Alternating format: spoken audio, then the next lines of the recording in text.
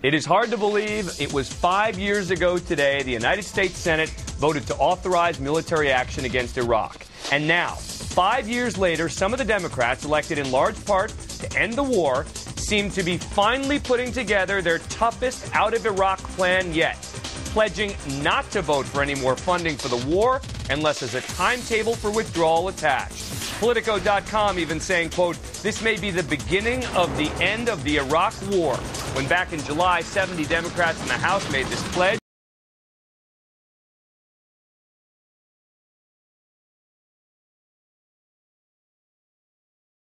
Where are the rest?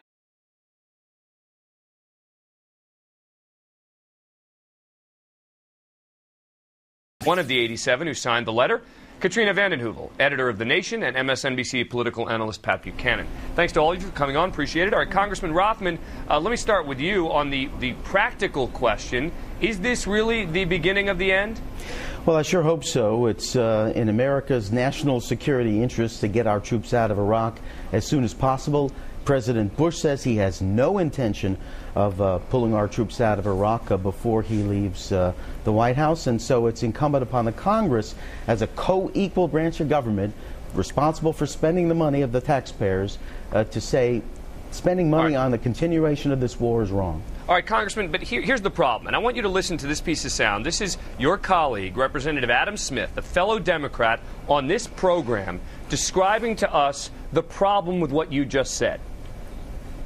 Our choice is cut the funds off entirely from the Department of Defense with 160,000 troops in a war zone, or accept the president's policies. No, and yes, you're right. We are not willing to accept the consequences of cutting all of the money off from the troops because the Republicans are too stubborn and too long. Right. All right.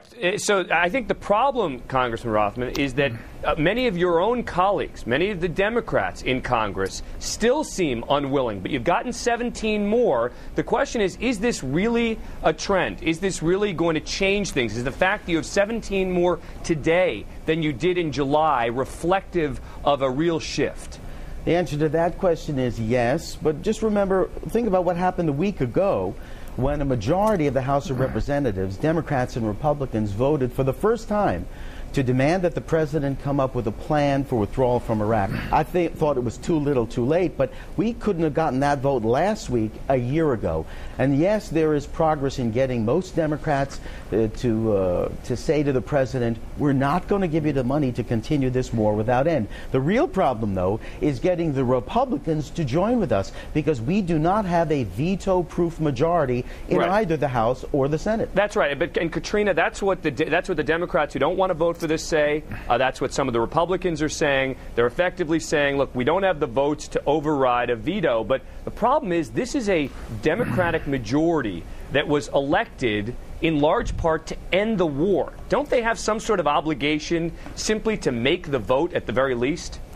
It's good to hear the congressman speak about the moral, political, military, and economic catastrophe we've witnessed in these last 5 years.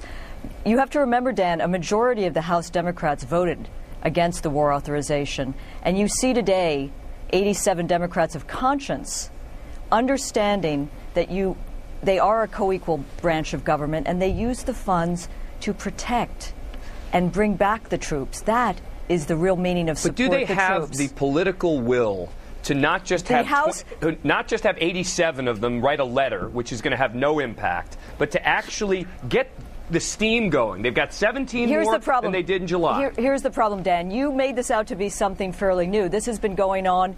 The members of the Progressive Caucus in the House have been working very hard over this last year to put forward legislation to protect the troops and bring them home. The problem is, first of all, the obstructionist Republicans. Second, you have a Democratic leadership, because of the media in this country, they fear being painted as Democrats who have undercut the troops. But in reality, this legislation to use the funds only to bring the troops home, which will then lead to the possibility of regional diplomacy, of dealing with the humanitarian catastrophe that a military occupation can never deal with. That is where we need to bring our attention. But you know what? It's going to be in the presidential. I fear it will be left to a president in 2009. That is what President Bush has told us. I think you're right. And I think we need a presidential candidate who will speak clearly about a real exit strategy. Let me bring in Pat on this. Pat, look, we're talking about this, sort of almost philosophically and theoretically. You're very practical about this stuff. I mean, is there the fact that there's 17 more than there were in July? Does that mean we're going to see 17 more in a couple of months from now and 17 more after that? And maybe that it'll snowball and get quicker and quicker, and you'll finally have the majority they need. 87 votes is exactly, if you do the math, 1/5 of the House of Representatives, and it's a Democratic House.